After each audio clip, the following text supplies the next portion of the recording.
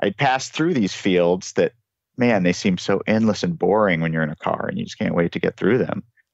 And when you're walking by them, there's no such thing as a field when you're walking by it. It's the handful of individual plants you're next to and the bird that lands on them and the breeze that's blowing on your skin. And it's just an entirely different thing than the blur that you see out of a car when you're, enclosed in air conditioning and you have music blasting.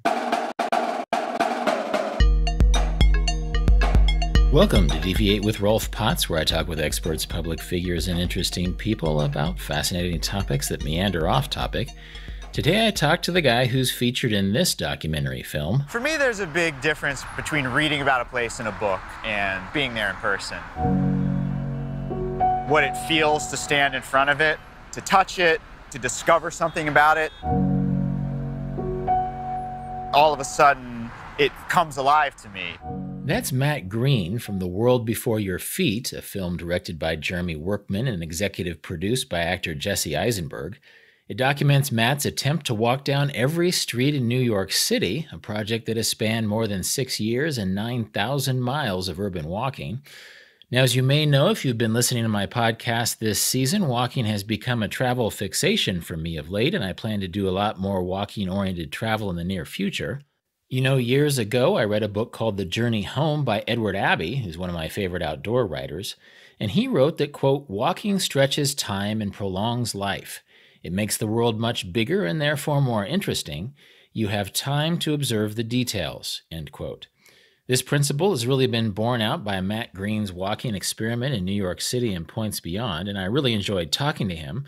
He has a thoughtful, almost aphoristic way of speaking, which means this episode is longer than most, simply because I think Matt has so many wise and relevant things to say about walking and how it can deepen your relationship with the world and with life itself.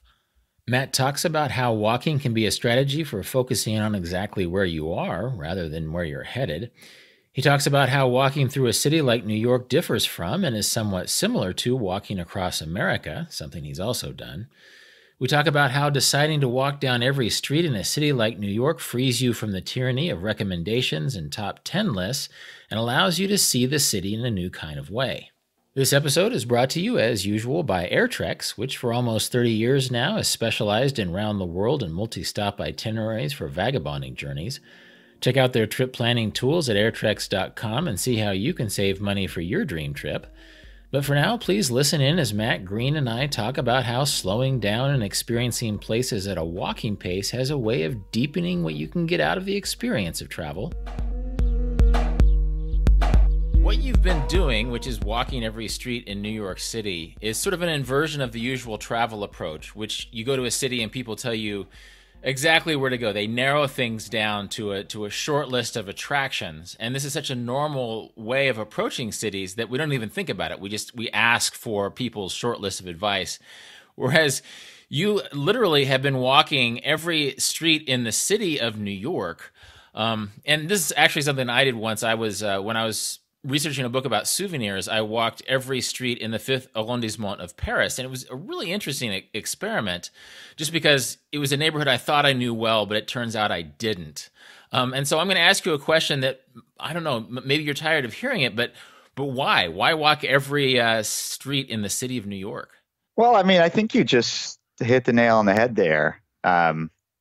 It's, you're kind of the first person I've talked to who's, seen that exact thing right off the bat, that it is really first and foremost just the kind of opposite way of traveling that we normally think of, when we have a vacation and a limited amount of time and we're trying to see highlights and things like that, which, is how I had always traveled my whole life.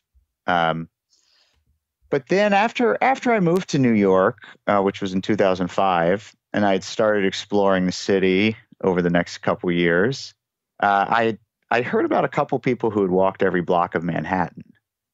And something about that just really stuck in my mind, that opposite approach to seeing a place where instead of really focusing on what's better than what and, spending all your time trying to make sure you don't miss out on the best things, to just even everything out and treat everything equally and just go to everything. And, I didn't have a particular reason why I wanted to do that.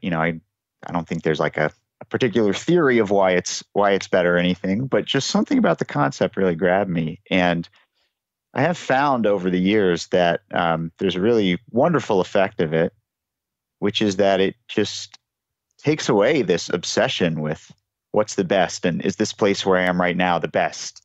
You know, should I go somewhere else? Am I wasting my time here? You know, should I be trying to figure out where I could be spending my time that's better than where I am right now? And that's just such a negative way to be in the world. You know, it's just so much nicer to be appreciating where you are right now. And, you know, knowing that you're going to go to every block in the city allows you to do that, because you don't really have to focus on, excuse me, you don't have to focus on what you're going to miss or anything. You know, you just see what's there and you'll eventually see everything.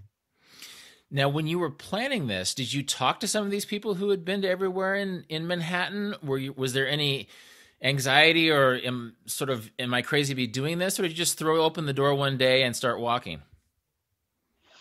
I hadn't spoken to any of them. I mean, that was years ago that I heard about them. And, you know, in between then and when I started this walk in New York, I quit my engineering job. I did a walk across America, which interestingly kind of followed the same thing in a different way, which is that I just used Google walking directions for my route. Across America. And so, yeah, across America, which was pretty funny. At least at the time, they would even give you like walking directions to Australia, and it would be like, you know, like turn left on Front Street, walk 0.4 miles, turn right on Water Street, walk 0.2 miles, get in a kayak, however far it tells you to get in a miles kayak? Across the ocean. Yeah, it's like getting a kayak. It'll be hilarious because it's like, you know, you take a turn, you go 0.4 miles, 0.2 miles, then you get in a kayak and go thousands of miles. Then you get out on the coast of Australia, you walk 0.4 miles, take a right. Anyway, so they'll attempt to give you walking directions anywhere, even if they have to stretch the meaning of walking. But the cool thing about getting those directions was that, in fact, you know, it's funny you mentioned when you go somewhere, you ask people, oh, what should I see here? What should I see here? And that's kind of what was going on at this very beginning of planning my cross country walk, because people would just tell me what I had to see, what I couldn't miss. And I didn't even have like a route narrowed down at all. So these points were just all over the map. And, you know, to walk through all of them would have been to walk probably 50,000 miles or something. So, you know, just by necessity, I couldn't see anywhere near all of them. And then I was just in this position where I had this list of great things and I had to decide which vast majority of those things I was going to not go see. So it was just kind of this very negative way of planning a route. And so to get away from that, and also just out of laziness, I just used these walking directions that I didn't have to think about at all. And, you know, unintentionally, it had this really great effect, which was that, again, kind of like the way this walk in New York is set up, I just never had a destination or a particular attraction or highlight I was looking forward to, because I didn't know anything I was going to see along the route other than, you know, I knew I was going to Rockaway Beach, Oregon. That was the end of my walk. But I didn't, you know, I was never in a position where I was thinking, oh man, I can't wait to get through these next 10 miles so I can get to that one interesting thing up there. And again, without any real intention, it just completely opened up the world to me, because it just made whatever field I was standing next to in the middle of Ohio or North Dakota, it was just as important as anything else in my life at that moment. And so I just started to see things in a lot more detail because of that. And, you know, when I had driven across America before, you know, I'd passed through these fields that, man, they seem so endless and boring when you're in a car and you just can't wait to get through them. And when you're walking by them, you know, there's no such thing as a field when you're walking by it. It's the handful of individual plants you're next to and the bird that lands on them and the, you know, breeze that's blowing on your skin. And it's just an entirely different thing than the blur that you see out of a car when you're, you know, enclosed in air conditioning and you have music blasting. Did people end up asking you for like your top 10 list? I mean, it just seems like this such a natural thing. People want to know highlights, right? They want the short version. Yeah, they definitely do. And I never can come up with highlights. I don't, when you do a long enough trip with that perspective, you don't even think of things in terms of highlights. It's just exciting to be out there seeing somewhere new. So I don't know. I mean, I could remember a couple interesting things I saw recently, maybe, but it's just my brain doesn't really store it in that way, because it's also, say the New York walk, because now I'm within easy traveling distance of anything that I found over the years. So you could think it would be a natural approach to keep a list of the best things, because I could go back to them anytime I wanted. But I don't know, my brain doesn't store stuff like that now. I can't really think about what I liked better, because just I don't know, this walk has just brought me so much more satisfaction or fulfillment than anything I've ever done in my life. And that's all without trying to keep track of things and always being at the best place. And so I think now my brain just looks forward to being somewhere and walking through it and learning about it. It's, whether it's exciting or nothing happens is almost irrelevant. Well, I'm curious to know more details about your New York walk specifically, but this walk across America sounds like a different monster. I mean, this is a silly question, but did you have Siri on? Was Siri telling you to, turn left in Iowa and go this way? No, I don't know. I don't know if she was around, and that was in 2010. I did that. Okay. But anyway, I was, one of the things I had to be very careful of was saving my phone battery, because my phone was my camera and, my map and everything. So I basically kept my phone off all the time. And, I just, I'd like say the next, I don't remember, next week or so of directions, I would just write them all down on paper. Okay. So I would have that with me. And so, I had to kind of be keeping track of how far I walked roughly, about when I would expect a turn to come up, because I wouldn't have a thing that would tell me, in a quarter mile, turn left on blah, blah street.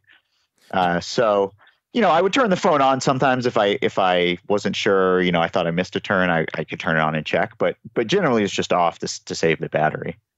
Did you mostly sleep in fields and stuff? How did you logistically do this walk across America? So my primary approach was to knock on people's doors and ask if I could camp in their yard. Okay. I had all my camping stuff with me. I was pushing everything in a converted jogging stroller. Okay. As a runabout stroller, this guy Roger Berg in Oregon, he makes them. He has like a couple guys who work for him. They make everything by hand. And I'd gotten a recommendation from this other guy, Gary House, he was the first guy I'd heard of who'd walked across America, and I emailed him with some questions. And by the way, so I was sitting at my desk, and my engineering job, and I was trying to figure out a way to not be an engineer anymore. And that's when I started thinking about walking across America.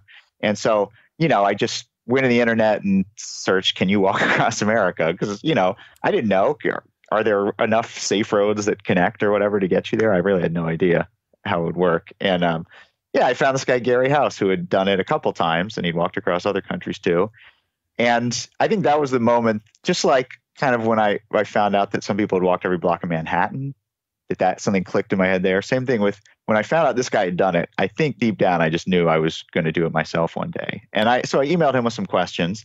And when I looked at his site, I saw that he was pushing a stroller. And I thought, that's the stupidest looking thing I've ever seen. And then, the next day I sit down and I'm like, backpacks are pretty heavy. Maybe that guy's got a good idea there. So I asked him, what kind of stroller to use? And he just told me about this guy in Oregon. And so I had this really great, like, hand welded jogging stroller that I was pushing everything in. So I could, carry all my camping stuff and everything without it weighing me down. And I don't know, I just had enough faith in humanity that I figured maybe I'll have to knock on 10 people's doors every night, and one of them will let me stay with them. But it turned out to be way, way easier than that. About 3 out of 4 people would say yes, let me stay with them. And, some of those people would then go back inside their house and I would never see them again. But a large number of them would, even if they were a little weirded out at first, they'd come talk to me while I was setting up my tent. And then, then they'd invite me in the house. They'd get more comfortable with me, invite me in. We'd eat dinner together.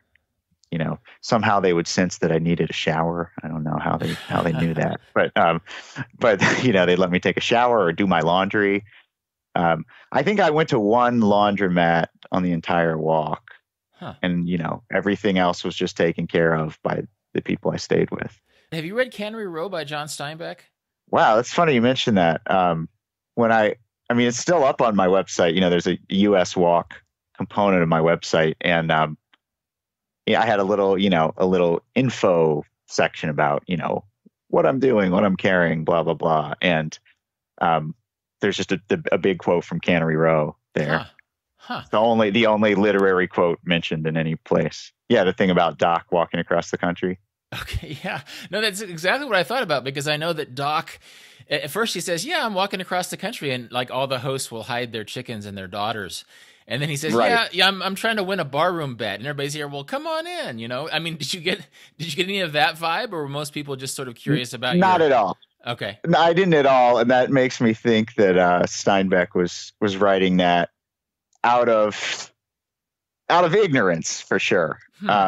Maybe that was based off some other interactions he had or something. But I found that, some people would make the comment, that's the best thing you can come up with to do, or I wish I had that much free time, or, something a little snarky. But the vast majority of people were just fascinated. And I found the exact opposite, which is that as much as we feel this pressure to be able to answer the question of why, we feel that pressure. We feel like we have to have a real answer for people, that we need to sum it up in some clever way about why this is important and valuable, this thing that I'm doing. But I think that's generally a self-applied pressure. I think if you can say with confidence that you're just doing something because you feel called to do it, and you don't have a particular reason, I think people respect that. And more than that, I think that people even have this sense of like, wow, this guy's on a mission. Like, I got to help him. I want to make sure he finishes this mission he's on. I don't know why he's doing it, but, they would even sense that importance somehow. And so I found that people love this idea of just helping this guy out who was doing this crazy thing. And it made me think a lot about human nature, because, a lot of our thoughts about the state of the world today and the state of our country is that, people are so divided and we're so angry at each other and there's so little in common, and so many of us have so much ill will for others. But I think that's really just a result of, big, seemingly intractable problems. That's something the human mind can't wrap itself around, these big problems of the world. And so one of our responses to that is just to stop caring, to become callous, which I think is understandable. If you're surrounded by these problems that you yourself can't solve, it would be rough to constantly be thinking and worrying about all of them. At some point you have to detach a little bit. But when there's a single person who knocks on your door and they need a place to stay that night, and that's obviously a really important thing for them because, they need somewhere to stay. And for you, it's just a matter of saying, yes, you can put a tent on the grass that grows in my yard. There's this really cool asymmetry there where the person can, they don't have to give that much, but yet they're solving such a big problem for you. And I found that people really love that. And, just naturally, I would be so grateful to them. And, they could sense that from me because, hey, problem solved. I got a place to stay tonight. Oh, you want to feed me leftovers from dinner? Oh my gosh, that's amazing. A hot dinner. I don't have to just eat my granola bars in my tent tonight. So I think people love to solve problems for other people. They just have to seem manageable. Just reflecting on my own life, I could see that where anytime someone came to me with something that I could solve, that didn't take a week of my time and a lot of stress and everything. If I just knew how to solve their problem, God, that's the best feeling in the world. And so, as much as I loved reading Cannery Row, I really love that book, but I think Steinbeck was completely wrong on that point.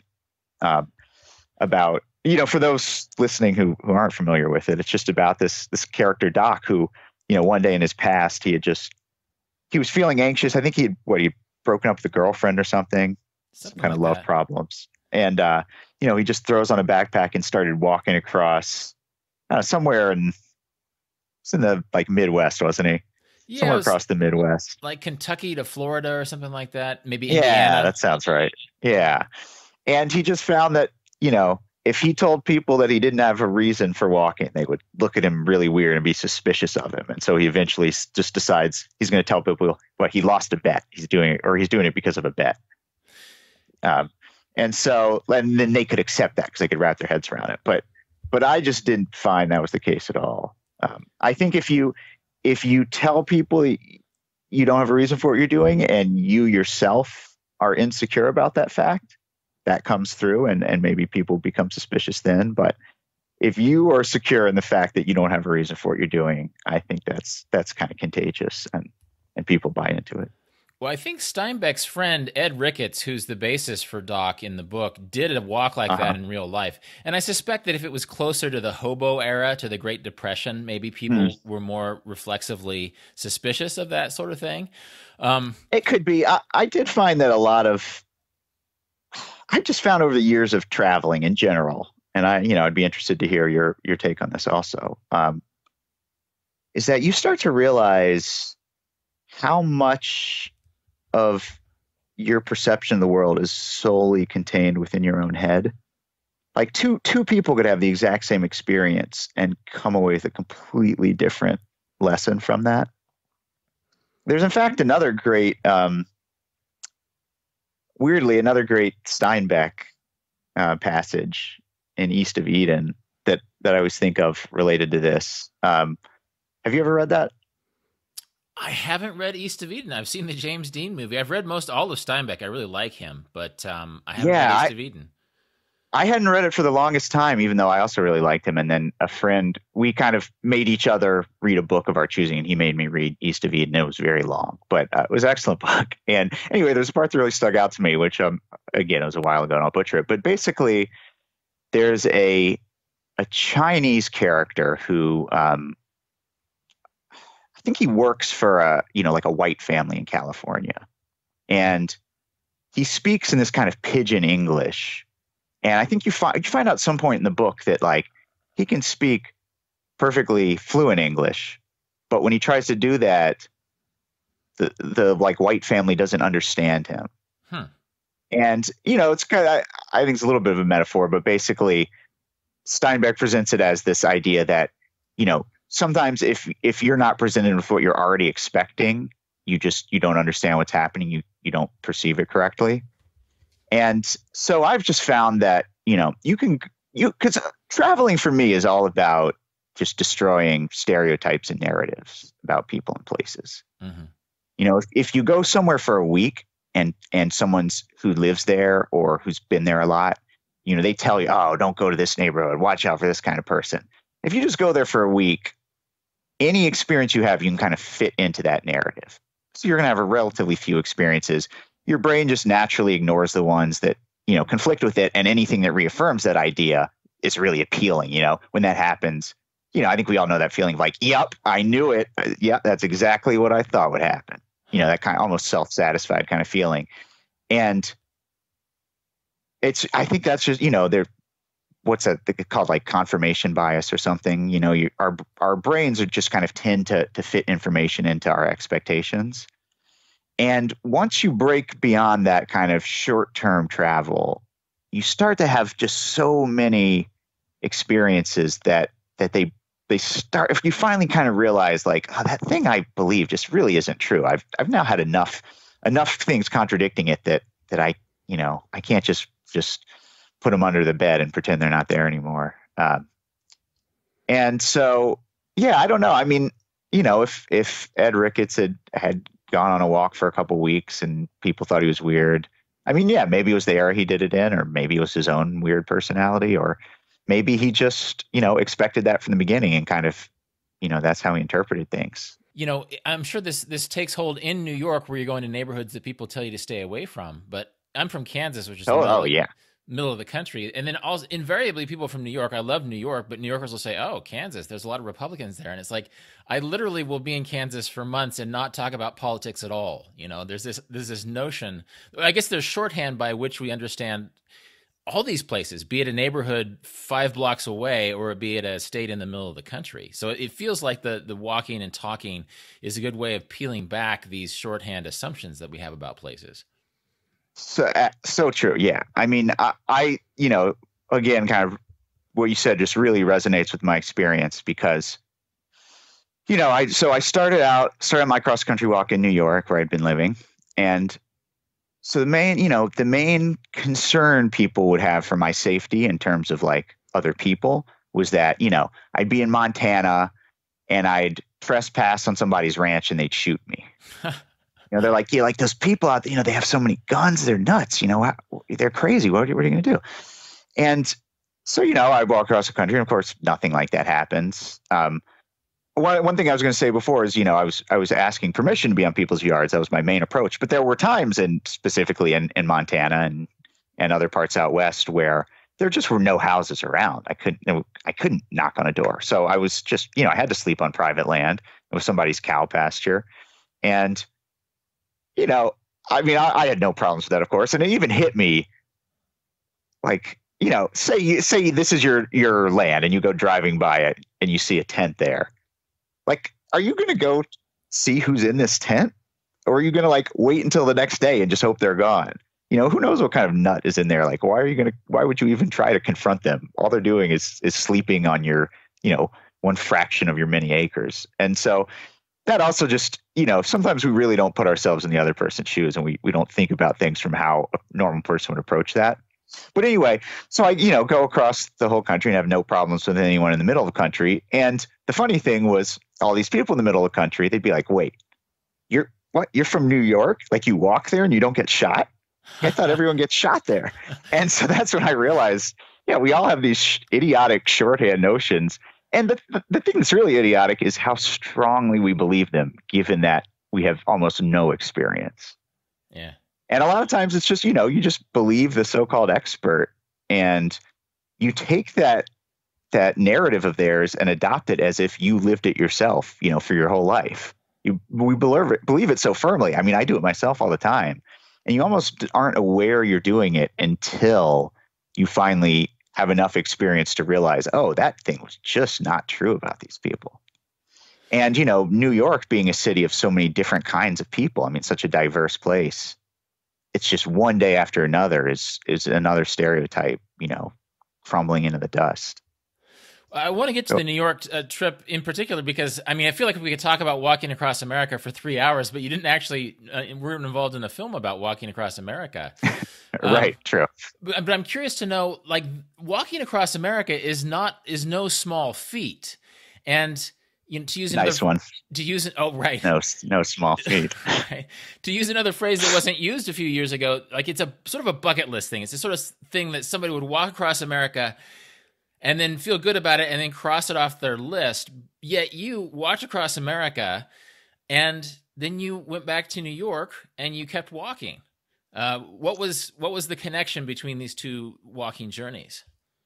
Well, I think that first of all, I think it's not uncommon to have people do a thing that they're like, I just got to check this off. And then you can't stop doing it. Like you hear about people doing it after running a marathon or like going to see a total eclipse. Like, I just got to do this once. And then it happens. You're like, all right, I got to do it again. But yeah, I'd come back from that walk. And so again, I'd quit my job not too long before I started that cross country walk. And part of the reason for doing the walk was to get myself out of that job. It was just, it was this engineering desk job, which, was fine. But I would get depressed when I would think about doing it X number of years in the future. Like that was a depressing feeling to me. But at the same time, I could just keep going into work every day. It was okay. And so I just never followed through on my promises to myself to figure out a new line of work or, a new type of job within my field or something, because just nothing was bad enough to force me to do that. So I just kind of kept this middle ground of like, it's okay. But it just, kind of dulled me too. And so part of the reason for doing the cross country walk was just to force myself to quit that job and presumably, find something from scratch when I came back. But when I did the walk, it was, that was the happiest 5 months of my life. And, like I said, I'm staying with people or camping in fields or whatever. So I'm paying almost no money. I'm buying food, and I had this really cheap health insurance plan, and, there's just so little money involved in all that. And, people would even give me food. People would pack me lunch for the next day sometimes. So like there was just, I was paying so little and I was so happy. And it just really shifted my calculations of like, before the idea was like, I'll get out of this engineering job and I'll come back and I'll find a job that I like. And then after this walk across America, it was just like, hey, if I can change the other side of the equation, rather than think about how much money I earn, I can think about how much money I spend. And if the lower I can get that amount of spending, the more freedom I have in choosing what to do with my life. And, realizing that, God, if it came down to it, I could work some crappy job, save up a few $1,000, and I could like walk the country for a couple years just from that. So that just really made me feel a lot freer in terms of what I do with my life. Because up to that point, I'd always really focused, I just always been a very like conservative person in terms of decision making, where it's just like, okay, I'm just going to do this thing. It's a solid job. I can save a lot of money. That's how I always thought about things. And it just really put me in a different place and a much freer place. And so I came back to New York with no idea what I was going to do next. And I worked a couple odd jobs, worked on a farm upstate and a few things like that for about, I guess around a year or so before I really started thinking about the idea of doing this walk in New York. And that was, again, just based out of, I'd heard of people who'd walk every block of Manhattan. And I was thinking, could I somehow do that for all the 5 boroughs? Manhattan's like 7 or 8% of the land area of New York City. So, it was a big undertaking to think about doing it for all 5 boroughs. And again, there was no real reason for it other than I'd love this walk across the country. And I thought it was a cool thing to like take that same approach of not really planning anything out or knowing where I was going or looking for highlights. But instead of doing it in a single strand across this vast place, to just do it really intensely in a single place. Kind of take that one line and ball it up like an intestine or brain or something and, stuff it all in one place. And so the thing that was tough about that was figuring out where I was going to stay in New York. So that's the big monetary cost of being in New York, Sure. Paying rent. And, there aren't a lot of people with yards where I could camp, that kind of idea wasn't really feasible for New York. And so I was thinking like, maybe I have to get some sponsorship or something, I could get some shoe company to sponsor me. And I sat down and tried to like write a letter to a shoe company about this. And it was just like the grossest feeling I ever had. And it was terrible. I felt so dishonest. I was trying to like come up with reasons, right? I was trying to answer why. I was trying to say why this walk is beneficial and what it can mean for your brand. And it was terrible. It felt so awful to be immediately in that place where you're like lying already, And so I couldn't do that. And I just wasn't sure how I was going to make the money work. And then I wanted to mention this earlier, so I'm just going to weave this in here. I was reading about this woman, Peace Pilgrim. Sure. For listeners who aren't familiar, she was a woman who in 1953, I believe it was, she was 45 years old at the time, and she'd had, I think, a fairly normal life, and she decided to just give everything up. She gave away all her possessions, all of her money, and all that she owned in the world was the clothes that she was wearing, her jacket, and the stuff in her pockets. Like it was like a toothbrush and a comb and pen and paper, basically. That's all that she had. And she decided that she was going to walk across America, starting in California, heading east, and she was going to just do this completely on the kindness of strangers. She was going to not even ask for anything. She was just going to wait until people offered her food or offered her places to stay, seeing her walking along the road. And if they didn't do that, she was just going to fast and, sleep beside the road. And her driving motivation was to talk to people about how to achieve peace in the world. And her idea was that if we can find peace within ourselves, if we can all find inner peace, that, that will reduce the conflicts between people, because a lot of our conflicts come from this inner turmoil. And so she just thought, I need to tell as many people as I can about this idea. And I'm going to do this by this walk. And just anyone I have the opportunity to talk with, I'm going to talk with. And so she did the walk, and she made it all the way across the country, being absolutely penniless and just having, one person after another take her in and take care of her. And then she just turned around and did it again and again for the rest of her life, the last 28 years of her life, until she died in a car accident at 73. Being driven to like a radio station to do a talk about her walk, or do an interview about her walking. But, for almost 3 decades, she was completely destitute by any kind of objective measure. But yet she was just by all accounts the happiest person anyone had ever met. She so strongly believed in what she was doing, and she got to act that out every day. She got to fulfill this belief she had every single day.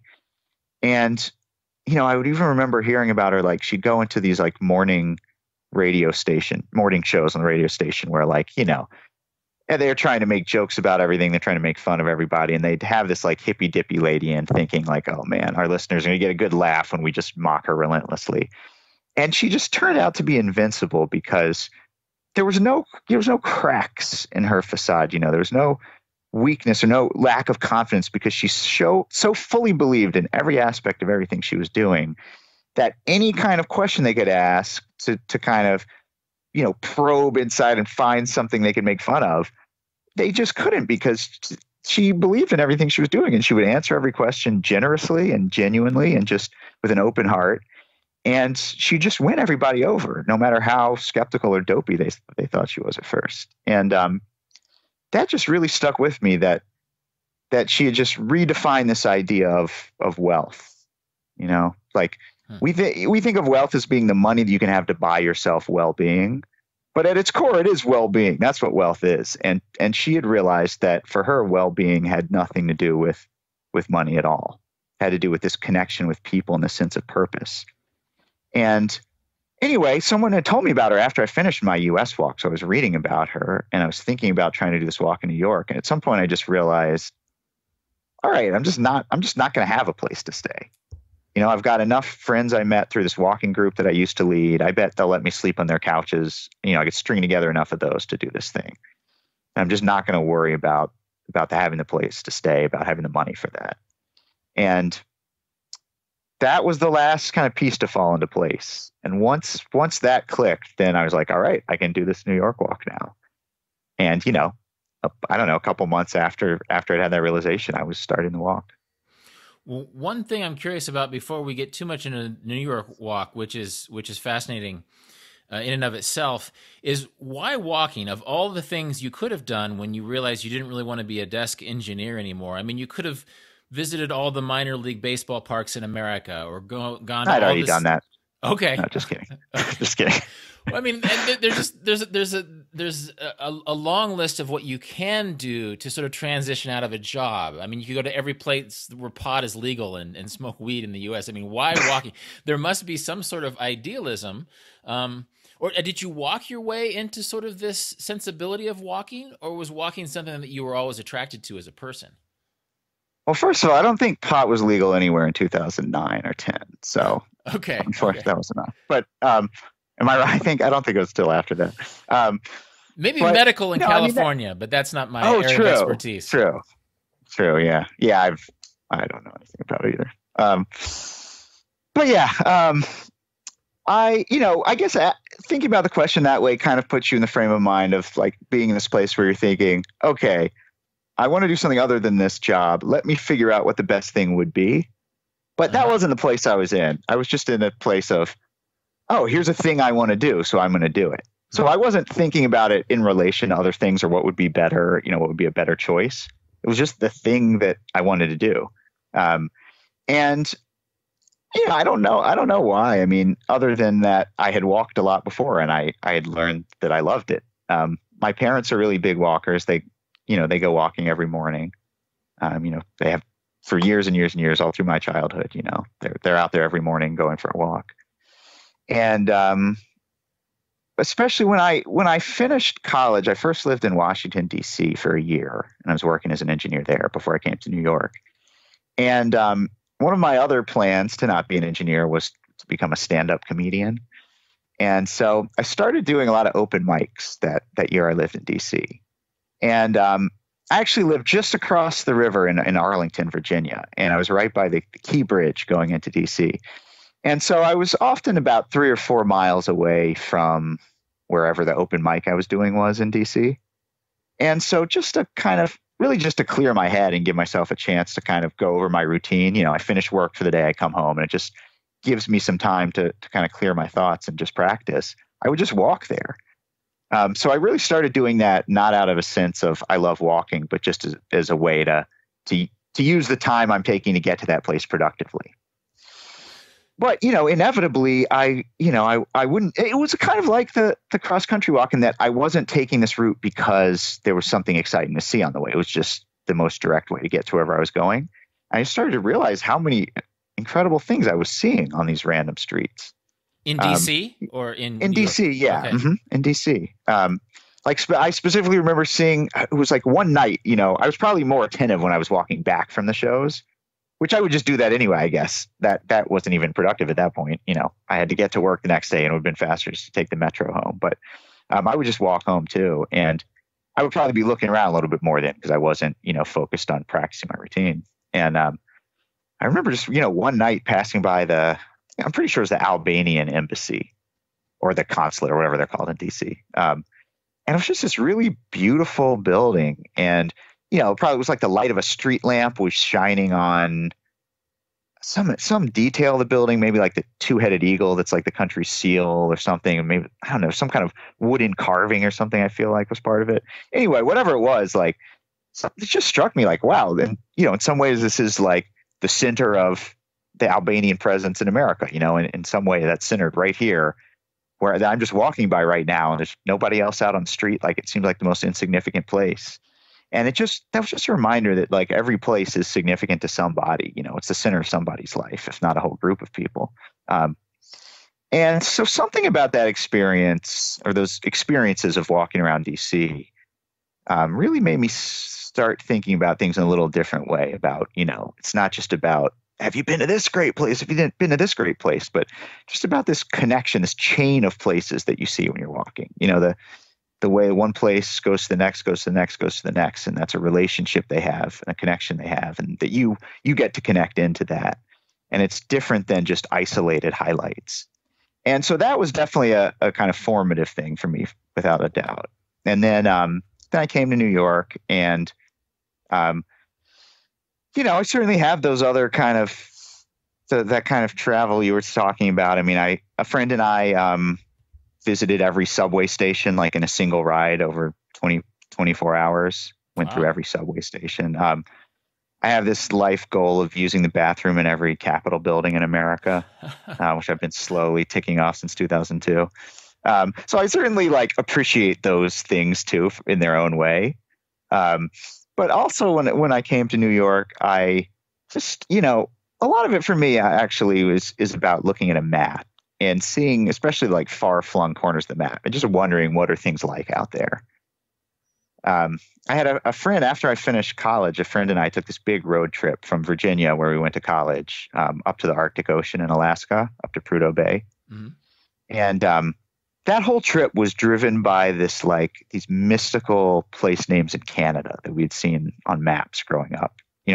Sometimes I remember I would go into work with my dad, and he had a Rand McNally, the classic North American road atlas in his office.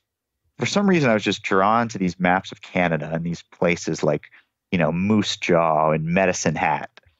And so actually our trip to Alaska just started with I wanted to go to Moose Jaw and my friend wanted to go to Saskatoon. These are places in Saskatchewan. And so it started as a trip there. That's what we were going to do to celebrate graduating. And then, once you're there, you're so close to Alberta. And then, we could go to the Yukon. Oh my God, can you believe it? We could set foot in the Yukon. And then once we're there, we're not that far from Alaska. Oh my God, there's a road that you can drive up to the Arctic Ocean once you're in Alaska. So a lot of that was driven by this fascination with what's left unsaid by a map. You know, a map is like a little hint at what's there, and there's so much mystery to it. And so, strangely enough, the same thing was true in New York, which seems like in some ways the most overexposed place in the world. But, you know, once you get here, you realize everything you've seen about New York is about this tiny little strip of it, of Manhattan and maybe a little bit of Brooklyn. And there's so much mystery in New York. And you look at the subway map and what are these stops all the way out at the end of these lines? Like, who lives there? What does that place look like? Staten Island, like, it's only this little inset on the subway map with it has its own little railway line running down it. Like, what is there? You know, what's going on there? And so just for that reason alone, you know, I would go out and just start walking around these places just because I wanted to know what the map translated to in reality. And then, you know, that just kind of reinforced this idea that you can just go anywhere and walk around, and it's going to be a great day. And so, you know, having done that a lot while I was working, I just started thinking about taking these, you know, I'd do these 20-mile walks on a weekend. I would think, what if I just took those and just strung them out one after the other and went in a line somewhere? What would that be like? And so that's kind of what led me to do that walk across America. But it wasn't like a calculated thing of like, this is the best thing to do right now. It was just a thing that I felt I wanted to do. And why New York? When you finished your walk across America, there's a lot of cities to choose from. And actually you had a connection to DC. So why New York of all places? Well, I lived in New York much longer than I lived in DC at that point. You know, I'd been living in New York for years. So it was, you know, it felt like home. So that was definitely part of it. And just knowing that it was the biggest city in America was certainly part of it too. Like, it just seemed, you know, if you're going to walk every block of somewhere, why not do the biggest place? But primarily it was probably just because it was home for me. You know, I felt like I'd spent all this time on my cross country walk exploring these places that weren't home. Or, you know, actually, I would say learning how to make them feel like home, you know, learning how to make the whole world feel like home. But what if I did that kind of thing, but even more intensely and in the place that I had called home before, you know, to get to know that place so much more intimately than I ever would have imagined. So that's why it was New York. And how did it end up changing your relationship with the city? I mean, it sounds like you were already, you know, you had some interesting geographical initiatives like the subway experiment. Mm-hmm. Then once you started walking, I guess, like, what did you learn? How did things change? What did you see when you were going everywhere instead of just recommended places in a city like New York? Sure. I guess that, you know, this started a little bit before, like back when I was still working, before my cross country walk, because I mentioned briefly before I had this walking group. Mm-hmm. And basically this it was kind of this happenstance thing where I had this idea. This was after I'd done the subway ride and I'd done another big walk with a friend. I thought, oh, it'd be cool to walk every bridge that connects to the borough of Manhattan. To walk all of those is like a 35 mile walk. And so I was just thinking, like, you know, I'd just done like a longer walk than that with a friend. You know, we did like 150 miles over 5 days through New York. And that walk was very much around like, what highlights should we work into? How much can we work into this 150 miles? So I started thinking about this bridge walk, and it was like, you know, it's a big walk, but mileage wise, it seems kind of small compared to the 150 miles. So I was like, well, maybe what if I just like tried to get a whole group of people to do it with me? Like, that would be kind of a new angle on it. And that was really all the thought there was to it. It was like, oh, that'd be something different. And I was like, how can I get people to walk through this 35-mile walk with me? So I had this idea that, you know what? I'm going to make a whole series of walks that'll lead up to it. They'll start with an 8-mile walk and build up in mileage. And primarily, they'll just let people have advance notice that this 35-mile walk's coming. And so I had like a series of 8 walks building up to that. And the first one again was 8 miles long, and they just got longer and longer. And so I thought, when I started those walks, I'm like, okay, I got to jam pack these walks with like fascinating stuff, because I'm asking these people to come join me, spend like a whole day on a weekend, you know, walking around New York. I better make sure like I fill it up with good stuff I know about. And so in the early days, I was really trying to plan these things out and stress out about like making sure there was enough interesting stuff there. And as time went on, I just started to realize like these walks are just as good when if I was really busy and I didn't have time to plan it out as much, that walk was just as good or maybe sometimes better than the one I really planned out. And I just started to realize that the planning of them was almost unnecessary, to be in a new place with people where you're all sharing thoughts and observations about things. And, this group size, it'd be really great. I mean, sometimes it would be 20 or 25 people, but a lot of times it was around 12 people who would show up to these things. And it was just this perfect size of like sharing thoughts and ideas. And it just makes you realize how interesting the world is. Like you don't have to go to a place that has a catch or has a thing, has a highlight there.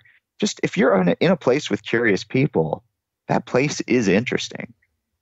And, that was just furthered by my cross country walk where I was in places that really everyone would call the middle of nowhere. And they were still interesting. And I didn't even have other people around then. It was just me and my thoughts looking at this field in North Dakota. And it was not boring. One of the most frequent questions I would get is like, don't you get bored doing all this walking? And yet no one would ever ask me that when I spent all my time, sitting under fluorescent lights at a desk staring at a computer screen. Yeah, which by my experience is so much more boring than being outside somewhere. But I think that's because in most people's normal life, the time that they are walking is boring to them because it's time they're trying to get somewhere else. They're trying, the place they're walking through is an obstacle to them. But when you can change it from an obstacle into just your life, then it just opens up in this way that I could never have even understood before I did it. So yeah, that biggest lesson, kind of starting with those group walks, making its way through the cross country walk and getting it to New York walk is just everything is interesting. Everything in the world is interesting. It's just a matter of you opening yourself up to it. Being outside walking just adds to it. You could say everything is interesting and you can find yourself sitting in a room looking around and be like, what's interesting in this room? But something else also changes with your brain when you're in motion and you feel the breeze and, there's this feeling of being outside and moving that I think is a big part of it too. And it feels like there were certain patterns that attracted you as you were walking around New York City specifically. I mean, you sort of collected barbershops and 9/11 memorials. And you walk through a lot of green spaces that sort of surprised me as someone who I know New York fairly well, but there were a lot of places, not just park places, but sort of overgrown, formerly thriving neighborhoods that have sort of gone to seed a little bit. So how did you just suddenly, we were walking one day and you decided to start collecting barbershops or how did, you also went to the tallest tree in the city. You pay a lot of attention to herbs and plants and stuff. And so how did these objects of focus come into your experience? Okay. So the barbershop thing specifically, it's barbershops who use a Z in their name in place of an S. Okay. Like a common example would be the word cuts, ending it with a Z, Jimmy's Cuts, ending with a Z instead of an S. But there's others more creative versions of that too. But anyway, I had seen one day on one of these group walks back in 2009, we passed by this place in Coney Island called Faders, Cuts with Skills. So it had 3 Z's in there. And, there's a lot of things in the world where you observe them subconsciously and then one day it clicks and you realize how many of them you've seen. So that was the moment for me. I'm like, barbershops, there are so many barbershops that put Z's in their names, more so than any other type of business that's out there. So that was just a weird observation I had in 2009. And so then, so now it's like end of 2011, I'm getting ready to start my New York walk. And a number of people are like, what you should do? You should keep track of this thing or this thing. And they're all very practical things. It's all about like something that could be monetarily useful or something that could help further some theory, some way to like learn something deep about New York. And the thing that kind of put me off about that is those are all ways of saying, you're doing this walk, which is kind of pointless unless you can attach a cause to it or a focus to it. Like that's what could make this walk good. And for me, that was the exact opposite of how I felt. Like I felt like what people need to be doing in the world is not having to have a reason for things, like doing a thing because you just feel called to do it. And like, that's what made me come alive in my life. And that's what I want other people to do. And so the last thing I wanted to do was be like, okay, I'm doing this walk, but here's what it accomplishes. And so kind of as a reaction to that, of people telling me, oh, you should keep track of this or that, I decided, I like the idea of keeping track of something just in terms of like being really aware of that thing. Like that's a neat thing, but I didn't want it to be anything particularly useful. And so I ended up picking these two things, which, are completely different from each other. One was like, I'm going to see how many barbershops I pass that have a Z in the name in place of an S. Like that'll just be a great series of photos. It'll be a funny thing to make myself really aware of. And then I also decided I wanted to see how many 9/11 memorials are out there, because, initially you think of them as being like, there's the big one in Lower Manhattan that they've been building for years and years, the official memorial. But, a friend had pointed one out to me in a courtyard of a church. A little granite monument with a nice little design feature that kind of echoed the geometry of the Twin Towers. And so I was thinking, like, I wonder how many of these smaller memorials are out there, because it was such an important and, monumentally tragic moment in New York City's history. Like, how is that being memorialized now, 10, 15 years later? And so I just thought those would be two really cool things to keep track of. They're not important in any way that, has any kind of financial or theoretical or, scientific use. But yet they're really interesting in their own right, and they're completely different from each other. So that was really just my kind of pushback against that idea of having to make the walk useful in some way. So that was really almost random that I picked those two things. It's funny you mentioned the, all the green space you see in the movie. That was not in any way intentional. Some people, a couple of people have written me emails and been like, I see, you must not really like the urban part of New York because you focus so much on the parks and the green spaces. Like, why did you make that decision? And it wasn't a decision at all. The film it was my friend Jeremy who made this documentary. And he just, I was a couple years into the walk and he came to me and he said, hey, could I come around with you and just bring my camera and see what I can capture? I was like, sure. At that point, I'd realized that my blog is all about the things that I see and what I learn about them. And there was this whole aspect of doing the walk, the experience of walking, that's completely invisible on my blog. And so I just thought it would be cool to have someone capturing that and, to have a good friend doing it who I could trust and who, I knew kind of saw things the same way I did.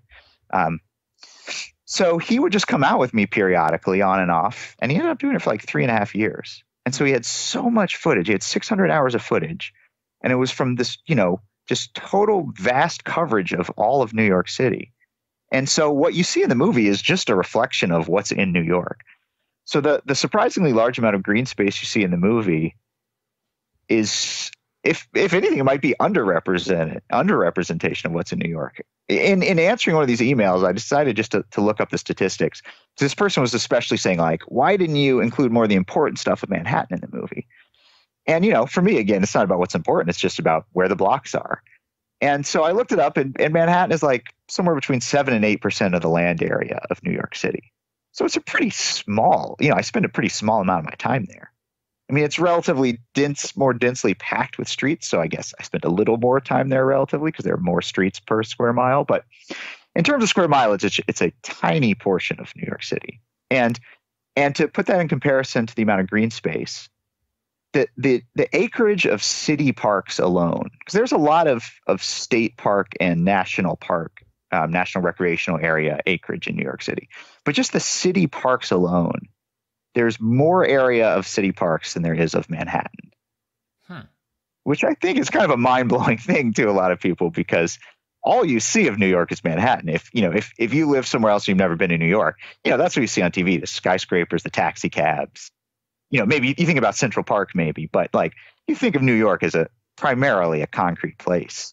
And there's more city parkland than there is Manhattan. And if you add in the other parkland, the state land, the federal land, if you add in, like you mentioned, just there's a lot of abandoned lots and things like green spaces that are private land. If you add all that in, I mean, it's got to be twice the size of Manhattan probably. Wow. So and that's what you realize when you walk. And the weird window through which I observe this in the most, the way that makes it most hit home the hardest for me is I'll be in some area walking and I'll really have to pee. And, if I'm in a busy commercial area, I can always find a public bathroom. If I'm in the middle of nowhere, there's a big park there or something, I can always just go find a place behind a tree where no one is and I can pee there. But, what do you do when you're in these neighborhoods? They're mostly residential. There's not public restrooms. There's not a big park there. Like, where am I going to pee? And I always find a place, and it's often an abandoned lot. And I walk for 15 seconds to get out of public view. And I realized it took me 15 seconds to be surrounded by trees in this neighborhood where there are no parks. And so that realization of it's not a big problem to find a place to pee because there's always somewhere is weirdly an equivalent realization to, man, there's a lot of green space in New York City. And so, yeah, that was the strange way that I realized how much of New York is not pavement. And then also just to get to one other point, you're asking about, you see in the documentary, there's a whole section about like plant life in New York and edible plants and, the tallest tree in the city. And all of that just came also from just walking around and being curious and not, I think some people might think, okay, if I was going to do a walk in New York, I would make sure to visit every city, every place that's a designated city historical landmark. And that's what I want to see in New York. And that's the lens that I'll see New York through. And for me, I didn't have that. I didn't have any particular focus. And so fortunately, again, kind of by happenstance, I didn't have a focus because I don't know, I'm not a focused person, but it just really opened up the city to me because I wasn't thinking of things in terms of like, okay, there's an important building here I need to make sure to get a lot of good photos of. It was just like, I don't know what's here. Oh, that's cool. I'll take a picture of that thing. And a lot of times that thing was like a flower or a leaf. And so I just wanted to know what that plant was, and through that, I learned about some edible plants I didn't know about. Now I'm like, oh, look, I can eat that thing over there, or like, I know what kind of tree this is now. And so it was nothing more than just that kind of general curiosity about the place where I was, which was just really fostered by not having a focus, by not having highlights, and just by being a human in a place with nothing going on in his life other than to look around. That's just all. The only thing I could do to prevent myself from wanting to jump off a roof was appreciate where I was. That's all I had going for me. So it just opened everything up to me, down to like things that grow in sidewalk cracks in New York City. Every aspect of what you're seeing is something phenomenal. I mean, a plant growing out of a sidewalk crack, like, sit there and think about that. It's like it's nature's solar panel growing out of this tiny little crevice in this thing humans built to keep out plant life. It's somehow enough organic matters landed in that crack over the years, and enough nutrients are there for this thing. The seed is landed there, and this like thing takes the sun and turns that into mass. And like, my God, that's an incredible thing, And so if there's that much going on with a plant growing out of a sidewalk crack, like just imagine how much there is on a single block in New York City. Yeah, and an interesting contrast from this built environment, this city that's famous for its built environment versus the very persistence of nature. Yeah, you walked a lot with Jeremy, the filmmaker. Did that it's one thing to walk the city alone. When you were walking followed by a camera, did that change the energy of your journey across the city? Yeah, I mean, at first it definitely did. A couple other people who I met at a party or something, they were like, oh, that's cool. Like, I do some filmmaking. Like maybe I could come follow you around. And that always felt weird to me. Like I thought that would kind of change things too much. But I'd had people walk with me at different points. For a friend would be off work one day and would want to come walk with me, or like occasionally someone from another country would be visiting New York, and I think they'd Google like walking in New York, looking for some walking route, and they'd find my website and email me. And so like some guy from Brazil would spend all day walking around, some neighborhood in the middle of Queens with me. Cool. Which is like an awesome way to spend like one of your few days on vacation in New York, doing this, seeing this place that almost no New Yorkers go to. So anyway, that had kind of showed me the value of having other people with you, even though it did kind of take away from my own attentiveness to what's around me. Kind of like when I was mentioning with the walking group, having other people around is also bringing their own insights into what you're seeing. And as much as I've learned to observe things now, all it takes is walking with another person to remind you how little you're aware of. I've spent years and years just doing nothing other than paying attention to New York City. And yet a friend will come walk with me and be like, oh, what's that thing? I'm like, oh, I've never noticed that before in my life. And they'll tell me something about it because, it's something they know about or something they've experienced. Or they're like, oh, I think it's like this other thing I know about.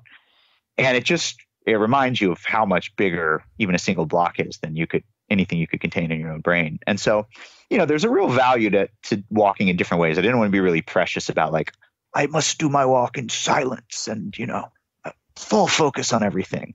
And so when Jeremy approached me, being a friend already and someone who I knew kind of saw the world that way and was also just a really curious person, that's why I was like, okay, it'll be good to have him do this. I think he's the right guy for this. And, certainly having a camera on you is a weird feeling at first because you just are hyper aware of like all of your flaws as a person, like, oh my God, I just picked my nose.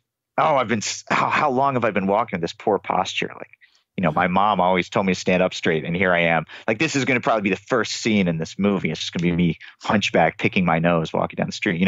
That's like running around your mind all the time. But after a couple of weeks, you just kind of get over it.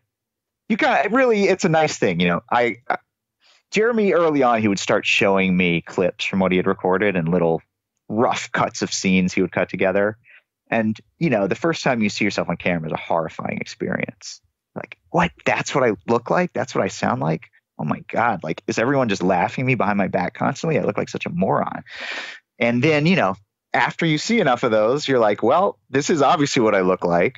People don't go screaming away from me when I walk down the streets. Like, even though it's horrifying to me, this must just be a normal way to be. And so it kind of makes you accept yourself and your flaws more. And so, after a little while, I just became really comfortable with it. And again, it was that he was my friend too. So we were just, he's walking miles and miles and miles with me. So like, he's not filming the whole time. We're having conversations. He's pointing out stuff that I don't notice. I was amazed. He would be, even when he was filming, he would see stuff I didn't notice. Like out of the corner of his eye while he's looking through the camera, he's like, hey, what about that thing? So that was an amazing thing about it too. He's just a really, really curious and observant guy. And yeah, so, after a little while, it kind of normalized pretty quickly, and it just became me and my buddy out there, and he happened to have a camera with him. And, in terms of like people we'd interact with and stuff, it had different reactions. Some people I'd otherwise probably get to talk to would cross the street to get away from us when they'd see the camera coming. You don't want to be on camera any random moment of your life, maybe you're having a bad hair day or something. So, and then, there'd be other people who are like, oh shit, a camera, and they'd come running across the street just to talk to us. So, kind of repelled some people, drew other people to us. But what I learned, which I think can kind of be broadened out to a bigger life lesson too, is that, as much as other people might be aware of the camera first, like, why is that guy filming me? We didn't look like a big movie operation. It's not like he had some giant cameras and there's no sound person or anything. It's just me and him out there. So they're just like, wow, why does this guy have a camera? And then, we'd start a conversation, and very quickly they just kind of forget about the camera being there. Because, when you're fully engaged with somebody, it's hard to keep track of anything else. And so that was a nice thing to remember, that like that human connection is still really the first, foremost thing in our heads. When that's going on, it's hard to think about anything else. But yeah, so, it was certainly a bit different having the camera around at times, but over time it just kind of normalized, and it just became, just like walking with a friend is another way of walking than walking alone. Walking with Jeremy and being able to turn to him when I have a thought, and just, rather than just it echoing around in my own head, I could turn to a person and tell them this thing. That was a nice thing to have going on. Yeah. There's one scene that came up in the movie where a guy is sort of upset that you're taking photos near his property. And I'm just wondering, did they ever create suspicion, or were you ever nervous in walking around the city that maybe you were, offending local sensibilities, or that maybe you're in a place that is justifiably dangerous? So yeah, I've definitely been a handful of suspicious people. A few cops, just some, private homeowners or landowners or whatever. I've certainly become aware of, through talking with other people, how much more that could be an issue for me if I, weren't a white guy. There are people who, just because of the color of their skin, could be doing the same thing I'm doing, and someone who sees me as just some guy, maybe he works for the city or something, I don't know what he's doing, they see a black guy or an Arab guy or something, and their prejudices kick in, and like all of a sudden that person doing the same thing I was doing becomes suspicious. So I think I experienced relatively little of that compared to what other people might, but it still certainly happened to me, a good number of times. And just over the years, I learned ways to diffuse that. Part of it is just your own body language going into it. It's not necessarily what you're doing, but how you're doing it. You can move through the world in this kind of confident way that just puts people at ease, I've found. So part of it's body language. I've gotten better at that over the years of just, walking down this person's dead end street, tapping the in sign and turning around and walking back out. You can do that in a way that arouses less suspicion. And it's just something you kind of learn over time. As a white guy growing up in America, I'd spent most of my life in places that are predominantly white. And then you come to New York and, big chunks of the city are predominantly not white. And, like in my job, even when I was working as an engineer, I'd, go to site visits in the Bronx or places where there just aren't many white people around. And so I was definitely, early on, I had that kind of first time in my life thing of like, what, am I offending people here? Like, what am I doing here? What are they thinking about me? And, I think everyone would feel that way at first. And I remember one particular example of that's always stuck with me through the years. This was many years ago now, just 1 or 2 years into my walk. I was in Brownsville, Brooklyn, which is one of the poorest parts of the city. A lot of public housing there. And there was this mural, just this cool mural, right outside of a public housing project. And, I wanted to take a photo of it. And there was this kind of down on his luck looking, kind of middle-aged, just a little bit beat up looking black guy walking by. And I was just thinking, what is he seeing in me? Am I like this obnoxious little white tourist, like coming to check out this poor neighborhood? I'm like, ooh, look at the colors on the wall. And I just remember feeling really self-conscious about that. But, I think I'd already kind of pulled the camera out by the time I saw him or something. So I just, went through it and took my photo. And he walks by me and he goes, oh man, why am I taking a photo of that? I walk by this thing every day. Like, that's a cool mural. And that just really, again, it was one of those perspective shifting moments of like, we can really get in our heads a lot of times and be obsessing about what other people are thinking. But, I think we're wrong most of the time. And I think anytime you're out in a place and you're just genuinely interested in that place, there's a real act of respect inherent in that. If you go to somebody's neighborhood just because you want to see what's there and how those people live and what's going on there, I think that comes through to people. And, if you're there wearing some obnoxious hipster getup and, you're snapping selfies, that's a different look than like some guy dressed like, I wear these raggedy looking like hiking clothing. I'm scrunched down on the ground trying to get this picture of a mural. Like, I think that communicates something different. And what it communicates is not about race and class and any of that. It's like, oh, look, this person is really interested in this thing in my neighborhood. Damn, I live here and I've never even taken a photo of that thing.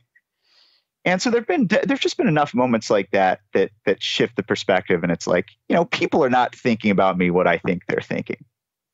And I have a big ability to shape what they're thinking just by my own actions. And if I'm acting in a genuine and curious, out of genuine curiosity and interest, then that just comes across to people.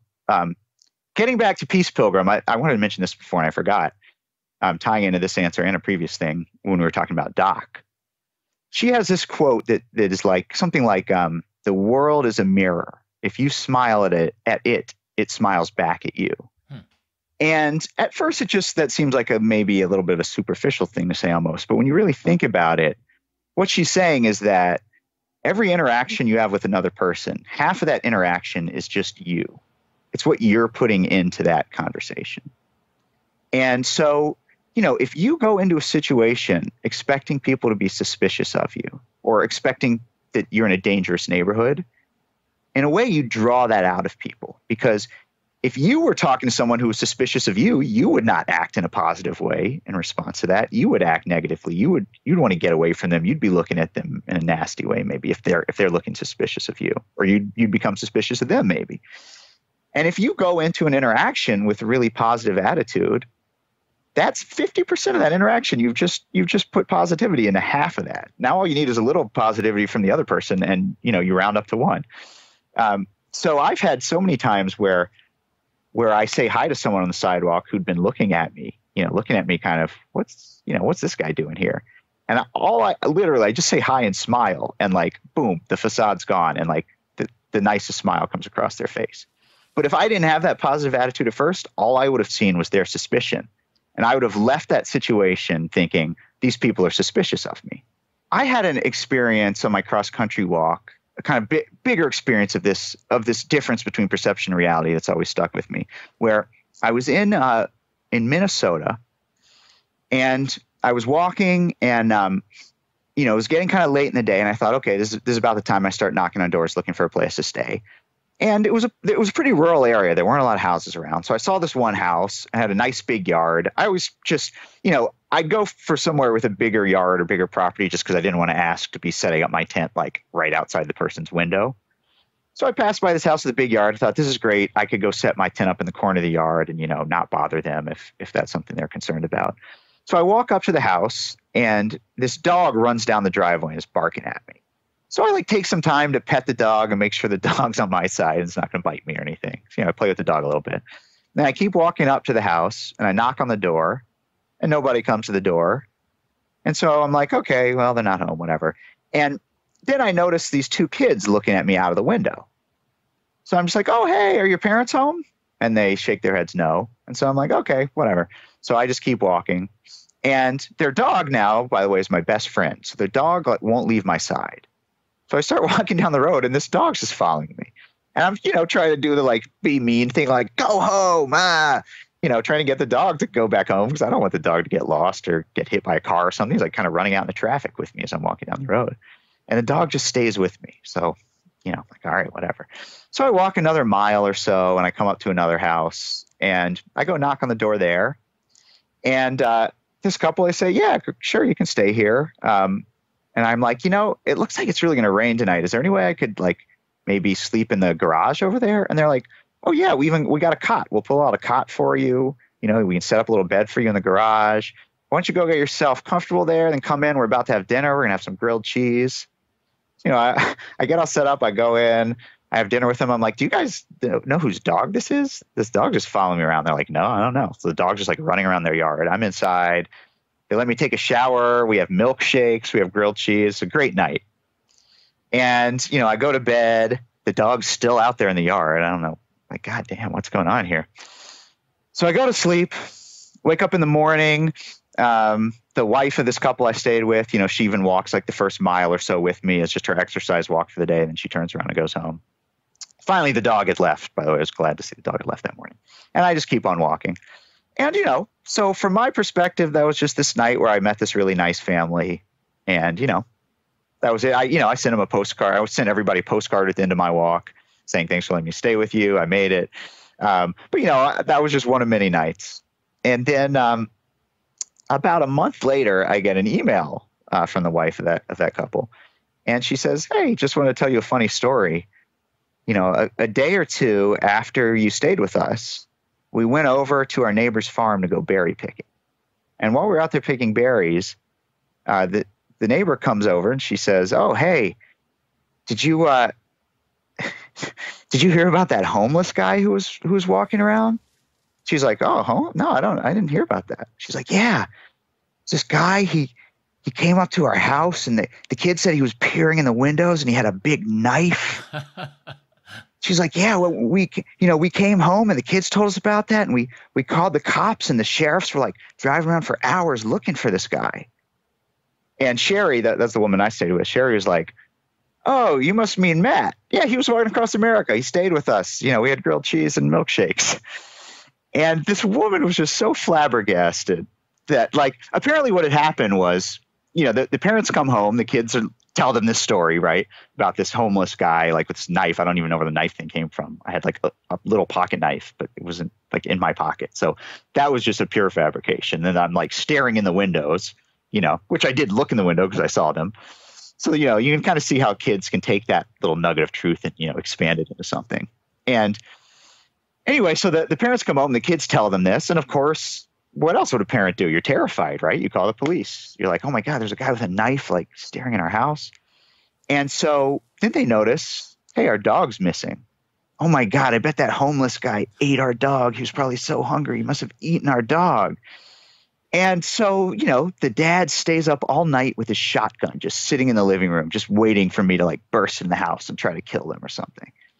He goes out the next morning. He's like, all right, where could this guy be hiding? He's got to be here somewhere. It's like, maybe he's hiding my tractor. So, you know, he takes his shotgun and goes and jumps around the corner real quick to see if I'm not there. You know, so they don't know what to make of it. The cops never found me. Nobody knows. And then, you know, 2 days later, she finds out from her neighbor, oh, it was this guy walking across the country. Yeah, real nice guy. Yeah, we had a fun night together. And it just made me realize, like, if Sherry hadn't happened to go pick berries on that farm that day, then this woman and, you know, this family would for the rest of their lives think like, okay, you know, today's world is getting more dangerous. Even this rural place I live in, like, there are homeless guys walking around with knives now. And I have to make every decision for the rest of my life based on this piece of knowledge. You know, I'm never leaving my kids home alone again. That's for sure. Like, I got to hire, maybe I don't even trust a babysitter. You know, I've got to change my whole life in terms of how I think about my kids now. And like, that was reality for them. That was 100% reality. Every bit of that was true. And then Sherry tells them, oh, no, that's not true at all. And, you know, that, like, to go from truth to falsehood sometimes just is a matter of perception. And, you know, a fact that you didn't know existed changes that whole thing.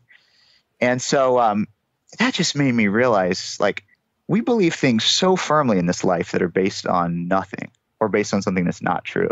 When I first moved to New York, people who'd lived here a long time would tell me, oh, don't go to that neighborhood. Don't go to that neighborhood. You know, I'd have to go somewhere for work, you know, somewhere in the South Bronx. And people at my office would be like, oh, man, you better be careful. Like, make sure you're out of there before sunset, you know, all these kind of things. And so you believe it, of course. Like, it's someone who's lived there a long time telling you this. Why wouldn't you believe it?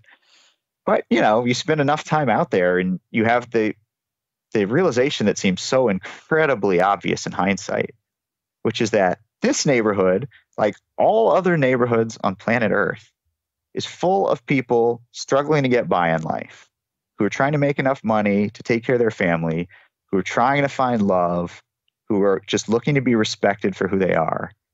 Like, that is all that anybody in the world, excepting like the small fraction of, you know, total psychopaths who could be anywhere, who may just be dangerous because they enjoy hurting people. But outside of that, like, small fraction of people, almost everybody in the world is just looking to get through the day.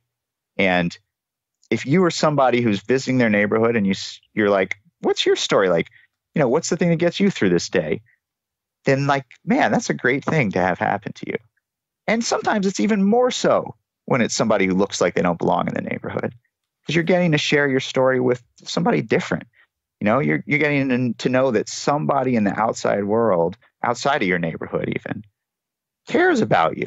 And that, you know, a lot of people don't get cared about in life. And once I realized that, once you have that realization, like, you know, it's a cliche to say we're all the same, but I mean, we really are all the same. Like, we all want the same things out of life.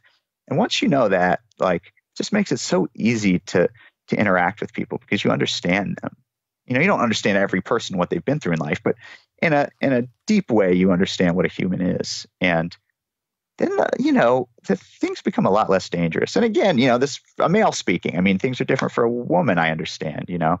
Although I do know a few women who've walked every block of Manhattan or every block of San Francisco. And So, I think we don't always know exactly what's dangerous, but nonetheless, it's certainly a less risky thing for a male to be doing, no question.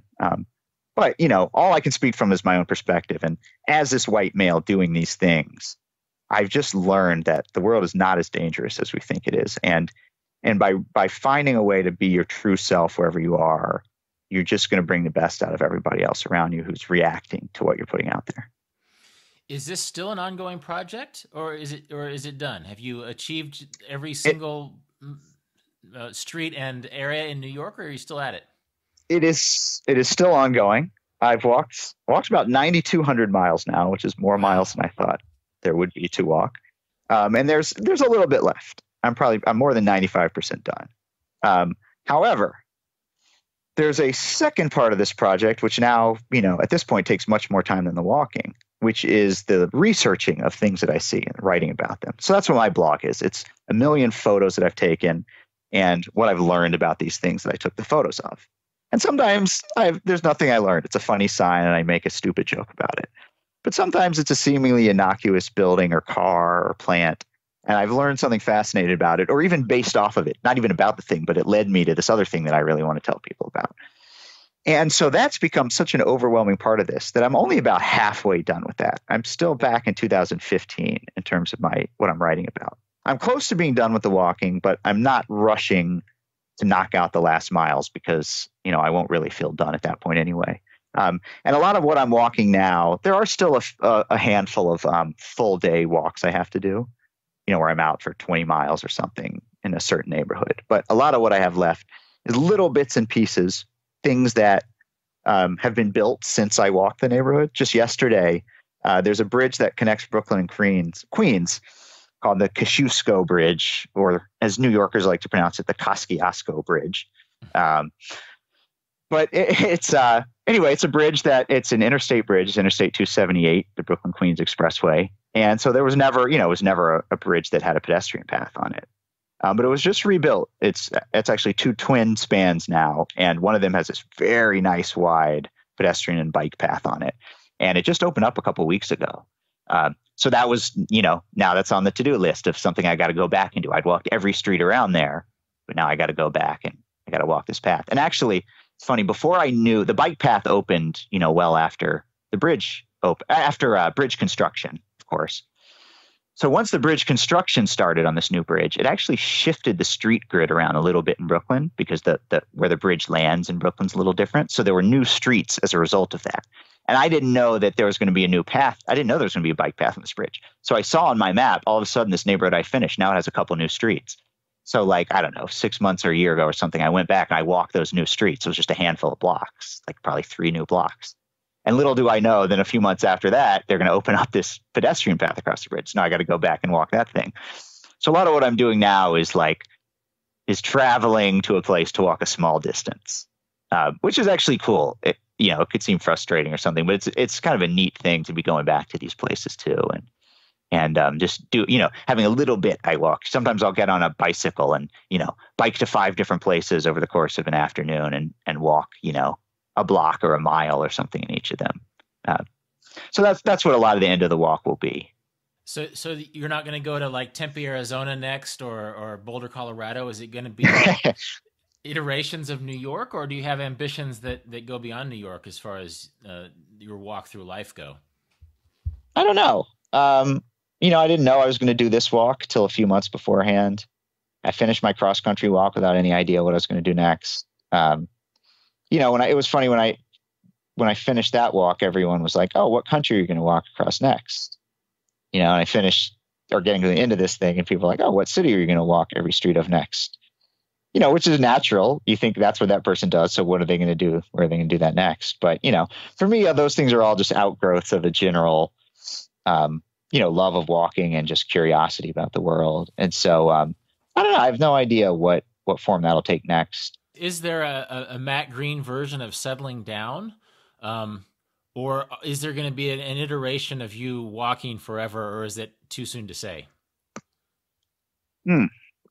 I guess it's too soon to say. I don't know. I don't know what's next. I could see myself living in New York my whole life, or, moving to the middle of Idaho tomorrow if there was some reason to do that. I don't know. I've always loved everywhere that I've lived. I grew up in a small town, Ashland, Virginia. Went to school at the University of Virginia, kind of a, small city, big town, Charlottesville. Moved up to DC, kind of a smaller, big city. Loved that.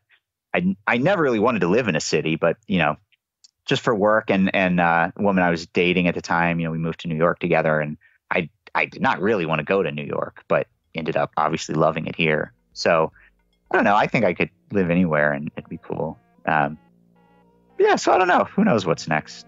Do any of us really know? This has been Deviate with Rolf Potts. More about everything that was just mentioned, including links to the documentary film about Matt, The World Beneath Your Feet, can be found in the show notes at rolfpotts.com/deviate. And as always, you can contact me with insights or questions at deviate@rolfpotts.com. This episode was produced by Justin Glow. Cedar Van Tassel does the theme music. Jan Futterman does the show notes. Thanks for listening, and I hope you tune in for future episodes of Deviate with Rolf Potts.